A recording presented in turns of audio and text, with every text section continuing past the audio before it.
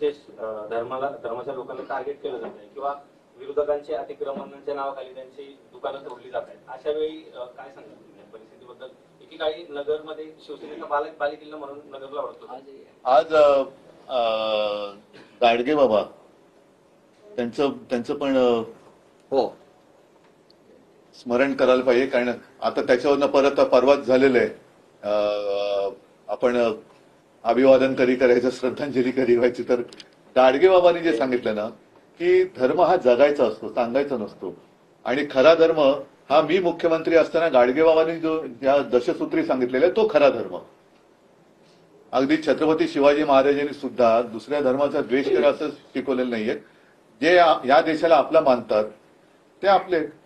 आणि तसं बघायला गेलं तर आता मी तुमच्यासमोर मोठं भाषण देऊ शकेल की ज्यांनी हा धर्माचा सगळा खेळखंडोबा केलेला आहे त्यांचं राजकारणापुरतं अगदी बोलायचं झालं तर मुस्लिम प्रेम कसं आहे ह्याचे सुद्धा दाखले मी फोटोनिशी तुम्हाला देऊ शकतो. अगदी काल परवापर्यंत मोदीजींचे थोरले बंधू का धाकटे बंधू ते कोण बंधू आहेत ते त्यांनी दाखवलेलं आहे.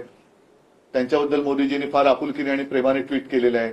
तर अशी ही सगळी निवडणुकीसाठी जी काही धर्मांधता माजवत आहेत, हा काय आपला धर्म देशाला चांगल्या दिशेने नेईल असं मला नाही वाटत.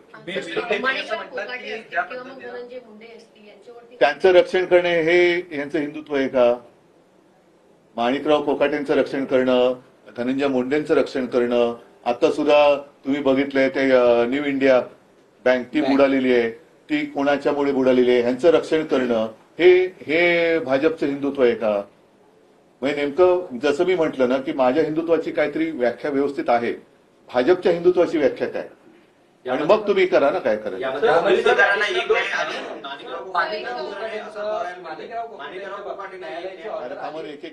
माणिकराव कोकाटेंच्या बाबतीत न्यायालयाचा आदेश आल्यानंतर सुद्धा बघा राजीनामा घेता जात नाही. नार्वेकर असं म्हणतायत विधानसभेचे अध्यक्ष की माझ्या हातात अजून प्रत आलेली नाहीये. बरोबर आहे.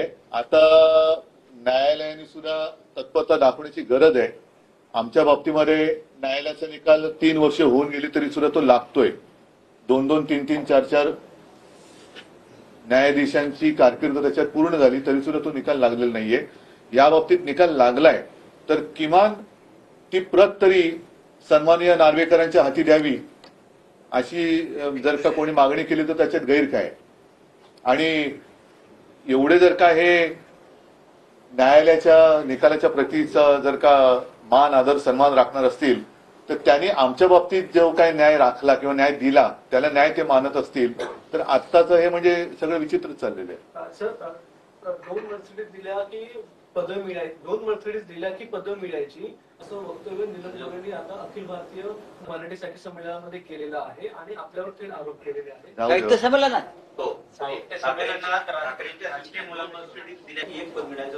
ठीक आहे, दाखवा ना मर्सिडीज दाखवा. जाऊ दे, हे सगळी गैरगुजरी लोक आहेत, त्यांच्याकडे मी काही लक्ष देत नाही. एक महिला म्हणून आदर जरूर आहे, पण राजकारणात त्यांनी त्यांचं चांग भलं केलेलं आहे, तसंच राहू. येत्या 3 तारीखला बजेट सेशन सुरू होत आहे. नाही त्यांना असं विचार, माझा एक प्रश्न मी माफ करा, त्यांना 4 वेळा आमदार केलाय उद्धव साहेबांनी, त्यांनी किती मर्सिडीज दिल्या?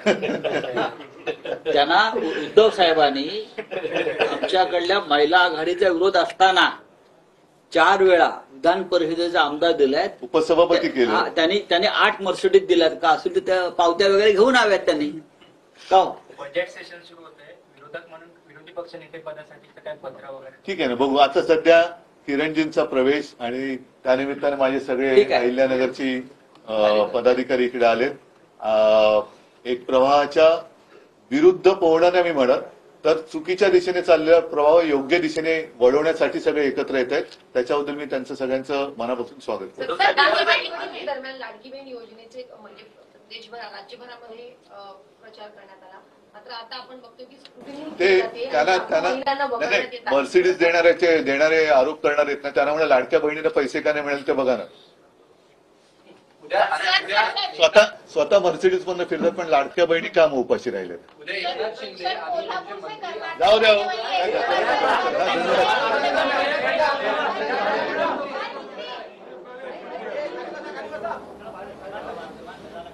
तर न्यायालयानं तत्परता दाखवणं गरजेचं असल्याचं उद्धव ठाकरेंनी म्हटलंय. न्यायालयानं प्रत राहुल नार्वेकरांकडे द्यावी तर कोकाटे मुंडेंचं रक्षण करणं हे भाजपचं हिंदुत्व आहे का असा प्रश्न देखील ठाकरेंनी भाजपला विचारलाय. किरण काळेंसारखे लढवय्ये कार्यकर्ते शिवसेनेत येत आहेत असं देखील ठाकरेंनी म्हटलंय.